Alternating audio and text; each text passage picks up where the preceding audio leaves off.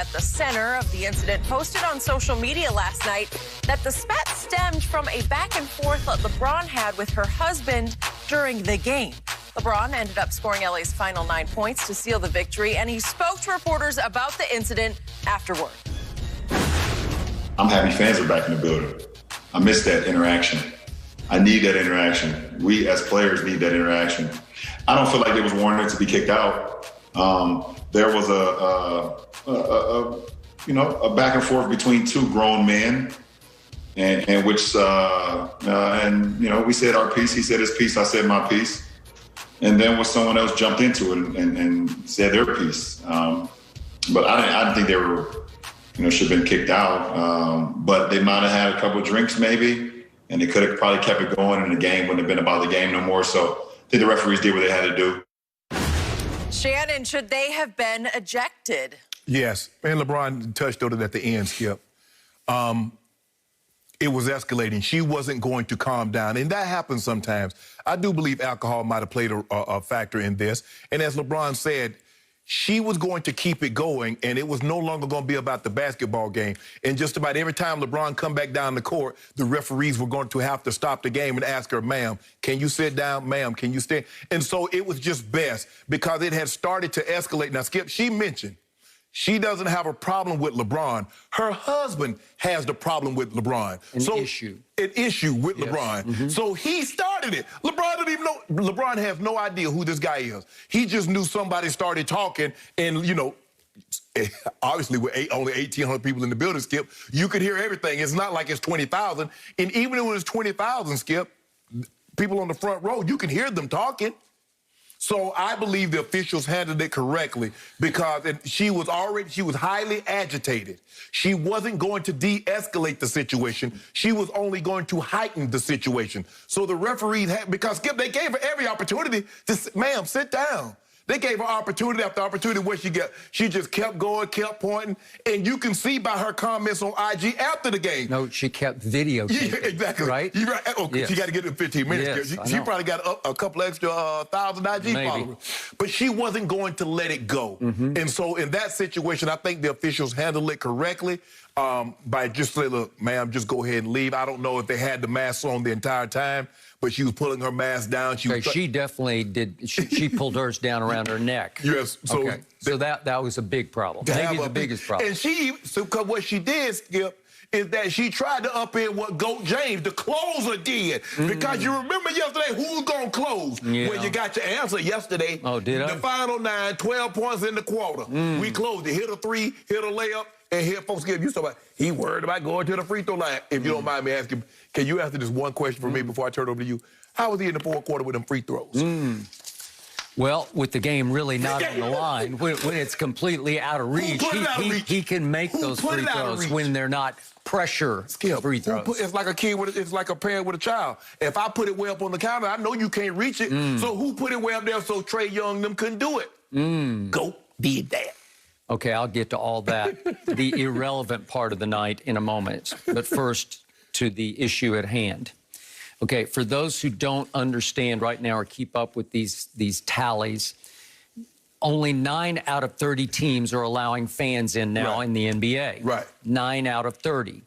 The Hawks' capacity, pandemic capacity, is the 5th highest because they say that they allow in 1,200. Last night, the announced crowd was 1,341. Correct. Okay, so whatever. 8% of capacity. Okay.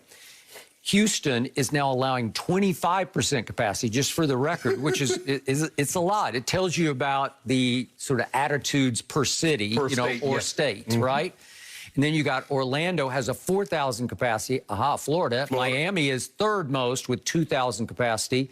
And Cleveland is fourth most with 1,944. I don't know where they got that number, but that's their capacity. So number 5 on that list is Atlanta, allowing some fans in last night, 1,341. Cleveland don't get that when they allow all the fans in there, 1,900. That is possible. Okay, so 1,300 odd fans. Yeah.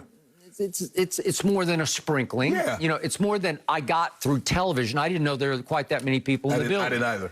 Okay, so the fans in question were 2 by 2 because the 2 women were sitting together, and then across the aisle, the 2 men were sitting together. Right. And I have yet to see a picture of her husband because he's completely out of the frame, right? Yeah. Because have you seen the husband? On IG, they got a picture of them together on IG. Okay, I have not seen him, but he's not in the middle of the action because it picks up when she has decided to join the fray, okay? To take over the fray. Yes, take over the fray.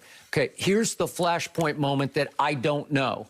I don't know what he said that initially provoked LeBron. Right. Because LeBron and everybody involved with the Lakers said that this Chris Carlos, her husband, went out of bounds, was the quote from LeBron. Out of bounds, okay? I don't know what out of bounds is in LeBron's view. Right. I didn't want to speculate on what it was, but whatever it was, LeBron said, that's over the line. Right. And he fired back at Chris Carlos. And then she got angry. And again, to your point, was there alcohol fueling all this? Yes. Possibly, very possibly. And then her description after the game was crazy because she's saying that when LeBron says something to my husband, I see this and I stand up and I go, don't effing talk to my husband. And he looks at me and he goes, this is according to her, sit the F down, B. Whew. Okay. Did he really go there? I don't know.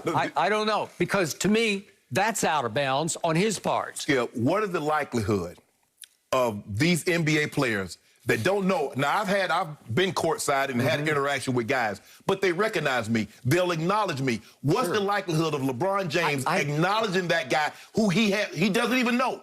So that guy had to have said something to LeBron to prompt a response from LeBron. Okay. Then would he really respond to her that way? Because I doubt it.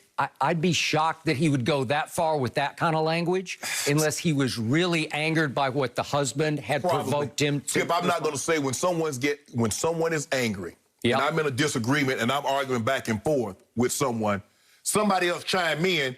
Then, like, what are you doing sticking your nose in this? What you got to do with it? Okay, then obviously she escalates from that point on, and she said, don't effing call me a B. You set the F down. Okay, now we've gone completely over the edge. And to your point, now we got all kinds of security trying to referee it and try to handle it the correct way. And at that point, they say, this is not going to work. Right. And they try to just politely escort them out of the arena. Right. And it looks like she's still like out in the concourse, she's already going selfie, right? When it first started, Skip, you could see she grabbing her phone because she about to document this here. Hold on, this is LeBron James. I'm arguing back and forth. This is not somebody in the stands and a regular fan. I'm arguing with LeBron, so she going to record this whole thing, this whole interaction. And as you said, she's walking back through the concourse. She's outside and she still got it going. Okay, and then LeBron would not let it lay after the game because then he tweeted back at her. Maybe he saw her post, I don't know. Right. Or his social media people are obviously on high alert. And so he called her courtside Karen, which is sort of a cliche for women at courtside. Mostly it's white women, right? Well, Karen is the... Yes. So but since she was courtside, she got to be courtside Courtside Karen, okay. And he says that courtside Karen was, all caps, mad, with 2 exclamation points, and then 7 crying, laughing emojis. Okay, I got it. But that will continue to escalate. And they did get, to your point, their 15, she got her 15 minutes of fame. I don't know, maybe she's going to become out front courtside Karen from this point on, the #1 heckler, Hawks heckler, right? Maybe she'll get a reality show out of this. I don't know. She might. Is there an Atlanta housewife? Oh, yeah, Atlanta. We famous for the housewives. I know. Is there an open spot there? No. Probably not. I don't know. And then I think at some point LeBron took another shot at her and said,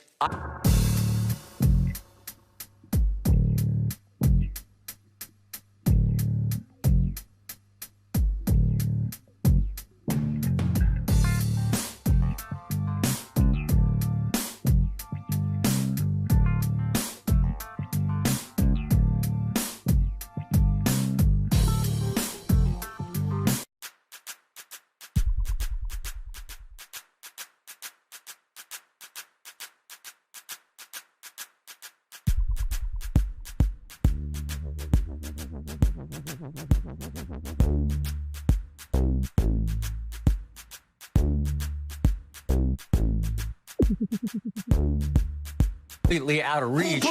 He can make those free throws when they're not pressure free throws. It's like a kid it's like a parent with a child. If I put it way up on the counter, I know you can't reach it. So who put it way up there so Trae Young them couldn't do it? Go did that. Okay, I'll get to all that, the irrelevant part of the night in a moment. But first, to the issue at hand. Okay, for those who don't understand right now or keep up with these tallies, only 9